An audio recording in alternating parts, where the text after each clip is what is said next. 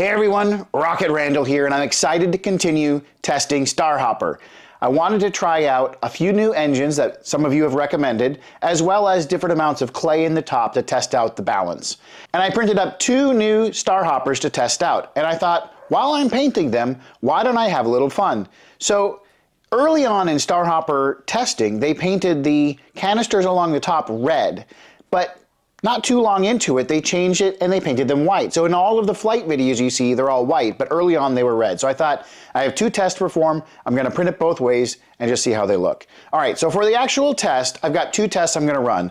The first one, I'm flying on a C53 engine.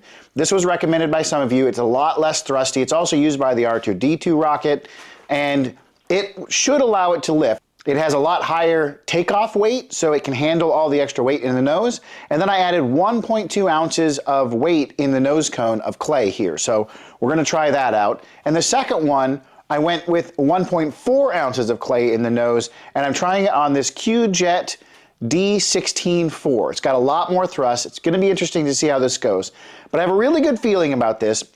There's a rocket launch by the Dallas Area Rocket Society not too far from me that I'm going to go out there, see those guys, and launch these off, see how they do. I have a good feeling about it, so we'll see how it turns out. All right, flight 1, we got a C53 Estes, put 1.2 ounces in the nose. We're going to see if we get a nice straight flight out of this. Here we go.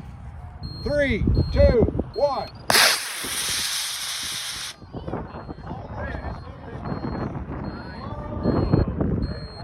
Good job. All right, test flight 2. We've got the red canisters on top, 1.4 ounces in this one, in the nose, and we're flying on a D16-4 Q-Jet. So we'll see how this one goes. That last one was fantastic. 3, 2, 1, launch.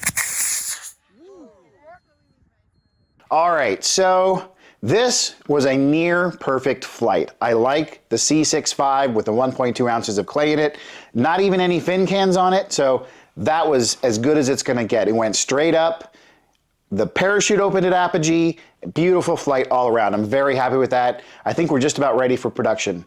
Now, this one, too much thrust. It went up, spun, and shot off, and I lost sight of it, came back. I will say one thing about these. I have launched test versions of these now 6 times, and 4 of them, they've crashed into the ground full speed, and there's been almost no damage to any of them. So they're hardy. They're not gonna break very easily on you, and I'm very excited about that. So even if you try experimenting, maybe a little less weight, maybe a little thrustier rocket, these are still gonna last really well. They might damage, but they're a lot hardier than you might think. So I'm excited about that. So I'm really happy with the results. I'm gonna stick with the 1.2 ounces in the head and the C53 as a recommendation for the engine. And I'm very excited to start producing these and make them available to you. So keep your eyes peeled, make sure you like and subscribe, and that you're subscribed to the newsletter as well, so that when these are ready, you can get them as soon as possible. Keep your eyes in the sky with Max Q Rockets.